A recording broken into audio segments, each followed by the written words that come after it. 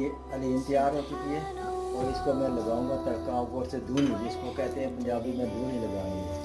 ये सफ़ेद जीरा थोड़ा सा डाल के, चम्मच एक चम्मच टेबल स्पून यानी ये ऑयल है, थोड़ा सा ये हो जाए जी जी। ये हो गया कि इसको धूनी लगा रहे हैं ऊपर से, सिर्फ जीरे की थोड़ा ताज़ा जो प्याज मैंने ब्राउन किया था वो भी थोड़ा सा आपने डाल दो इसके ऊपर। ये जो ब्राउन किया हुआ है थोड़ा सा इसके ऊपर जी। ये साथ प्याज ब्राउन करके रखा है, सब्ज़ मिर्च है, अदरक है और नींबू। ये हस्बे जायका जी जी हस्बे जब खाने का प्रोग्राम हो उस वक्त ये डाल सकते हैं, जी, नींबू जी। निचोड़ सकते हैं और बाकी मिर्चें वगैरह जो है।